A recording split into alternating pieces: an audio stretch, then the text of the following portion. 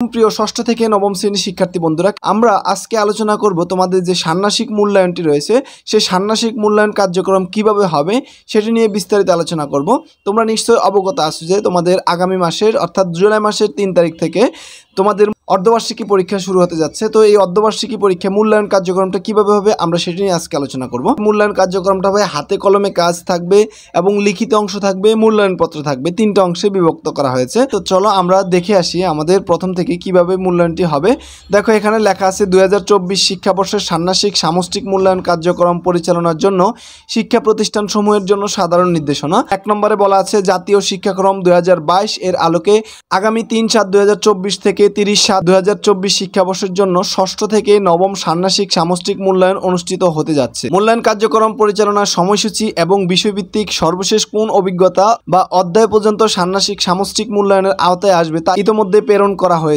অর্থাৎ তোমাদের যে সিলেবাসটি প্রকাশ করা হয়েছে তোমরা যদি এখনও কেউ দেখে না থাকো তাহলে আমি এই ভিডিওর ডিসক্রিপশন বক্সে তোমাদের জন্য সেই সিলেবাসটি আমি দিয়ে দিব, তোমরা অবশ্যই একটু দেখে নিবে। তারপরে 2 নম্বর যে নির্দেশনাটি রয়েছে সেটি হচ্ছে ষান্মাসিক সামষ্টিক মূল্যায়ন কার্যক্রম শুরুর পূর্বেই অর্থাৎ আগামী 3/7/2024 তারিখের মধ্যে সম্পাদিত সকল বিষয়ের শিখন অভিজ্ঞতার পারদর্শিতার নির্দেশকসমূহ নৈপুণ্য অ্যাপে ইনপুট দিতে হবে। অর্থাৎ টিচারদের যে অ্যাপটি রয়েছে সেই অ্যাপে কিন্তু ইনপুট দিতে বলেছে। 3 নম্বরে যেটি রয়েছে মূল্যায়ন কার্যক্রম চলাকালীন অর্থাৎ 3/7/2024 থেকে 30/7/2024 পর্যন্ত নির্দিষ্ট দিবসে মূল্যায়ন কার্যক্রম ব্যতীত ষষ্ঠ থেকে নবম শ্রেণীর কোনো শ্রেণী কার্যক্রম পরিচালনা করা যাবে না। 4 নম্বরে প্রেরিত সময়সূচি অনুসারে নির্ধারিত দিনে একই বিষয়ে মূল্যায়ন অনুষ্ঠিত হবে। অর্থাৎ নির্ধারিত বিষয়ের মূল্যায়ন কার্যক্রম নির্ধারিত দিনেই শেষ করতে হবে। পূর্বের ন্যায় কোনো শ্রেণীর একটি বিষয় মূল্যায়ন কার্যক্রম একাধিক দিনে সম্পূর্ণ করা যাবে না। 5 নম্বরে যেটি বলা আছে বিষয়ভিত্তিক মূল্যায়ন কার্যক্রম নির্ধারিত দিনে সর্বোচ্চ 5 ঘন্টার মধ্যে সম্পূর্ণ করতে হবে। তো তোমরা জেনেছো যে অবশ্যই তোমাদের যে 5 ঘন্টার মধ্যে পরীক্ষাটি কিন্তু শেষ হবে এক এক দিন। তবে মূল্যায়নের কার্যক্রমের উপর নির্ভর করে একটি মধ্যবর্তী বিরতি দেওয়া যেতে পারে। তো তোমরা যে 5 ঘন্টা পরীক্ষা দিবা তার মধ্যে কিন্তু একটা বিরতি তোমরা পাবা। 6 নম্বরে যেটি রয়েছে মূল্যায়ন কার্যক্রমে হাতে কলমে কাজ ও কার্যক্রম ভিত্তিক লিখিত অংশ উভয় ধরনের কার্যক্রম আছে। হাতে কলমে কাজের জন্য প্রয়োজনীয় উপকরণ এবং লিখিত অংশের জন্য প্রয়োজনীয় খাতা শিক্ষা প্রতিষ্ঠান কর্তৃক সরবরাহ করতে হবে। তারপরে 7 নম্বরে যে বিষয়টি এটা খুবই গুরুত্বপূর্ণ, এটা তোমরা একটু ভালো করে খেয়াল করো। বিষয়ভিত্তিক মূল্যায়নের উপকরণের বৈচিত্র্য রয়েছে যা বিস্তারিত মূল্যায়ন নির্দেশিকায় উল্লেখ করা থাকবে। মূল্যায়ন কার্যক্রমের পরিচালনার জন্য শিক্ষা প্রতিষ্ঠান কর্তৃক উপকরণ সরবরাহের জন্য সাধারণ নির্দেশনাসমূহ নিম্নরূপ। এখানে মূল্যায়ন কার্যক্রম, তারপর হচ্ছে উপকরণের উদাহরণ। তোমাদের প্রথমে যেটি থাকবে সেটা হচ্ছে হাতে কলমে কাজ, দ্বিতীয়টি হচ্ছে লিখিত অংশ, তৃতীয় হচ্ছে মূল্যায়নপত্র। হাতে কলমে হচ্ছে শিক্ষার্থী সংখ্যা বিবেচনায় পোস্টার তৈরির জন্য সাদা রঙিন কাগজ, সাইন পেন, কাছি, আঠা বা গাম ইত্যাদি এগুলো প্রয়োজন হতে পারে তোমাদের। তারপরে লিখিত অংশের জন্য তোমরা পাবা 16 পাতার খাতা, প্রয়োজনে অতিরিক্ত পাতা সরবরাহ করতে হবে। 3 নম্বর হচ্ছে মূল্যায়নপত্র।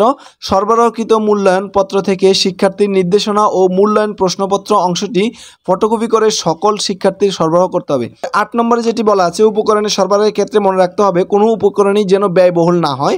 অর্থাৎ স্কুল থেকে তোমাদের যে উপকরণগুলি নিতে বলবে সেগুলো যাতে কোনো রকম ব্যয়বহুল বা তোমাদের জন্য অনেক কষ্টসাধ্য না হয় সেদিকে খেয়াল রাখতে বলেছে। 9 নম্বর যেটি বলা আছে অভিভাবক ও শিক্ষার্থীদের উপকরণ সরবরাহের জন্য কোনো নির্দেশনা প্রদান করা যাবে না। 10 নম্বরে যেটি রয়েছে মূল্যায়ন কার্যক্রম পরিচালনার জন্য শিক্ষার্থীদের অভিভাবকের নিকট থেকে সীমিত পরিমাণে মূল্যায়ন কার্যক্রম পরিচালনা ফি নেওয়া যেতে পারে, মানে অল্প কিছু টাকা নেওয়া যেতে পারে।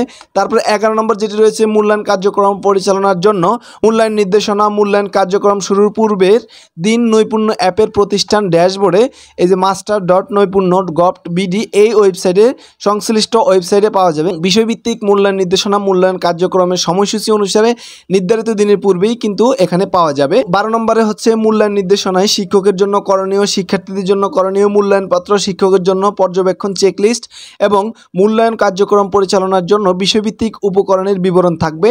13 নম্বর সর্বশেষ যেটি রয়েছে ষান্মাসিক সামষ্টিক মূল্যায়ন কার্যক্রম পরিচালনা শেষে শিক্ষার্থীর অর্জিত পারদর্শিতার রেকর্ডের ভিত্তিতে নৈপুণ্য অ্যাপে পারদর্শিতার নির্দেশক PI নির্দিষ্ট সময়ের মধ্যে ইনপুট দিতে হবে। অর্থাৎ তোমরা কি ত্রিভুজ পেয়েছো না বৃত্ত পেয়েছো, এটা একটা নির্দিষ্ট সময় দিবে, ওই নির্দিষ্ট সময়ের মধ্যে নৈপুণ্য অ্যাপের মধ্যে কিন্তু সাবমিট করতে হবে শিক্ষকদের। এই 13টি নির্দেশনা কিন্তু সেখান থেকে দেওয়া হয়েছে। আমরা কিন্তু তোমাদেরকে সবগুলো 13টি তোমাদেরকে দেখিয়ে দেওয়ার চেষ্টা করেছি। তারপরেও তোমরা যদি বুঝতে অসুবিধা হয় এই ভিডিওর নিচে কিন্তু আমি তোমাদেরকে PDF ফাইলটির লিঙ্কটি দিয়ে দিব, সেখান থেকে তোমরা আস্তে বুঝে শুনে পড়ে নিবে। তো আজকের ভিডিওটি এখানে শেষ করছি। আল্লাহ হাফেজ।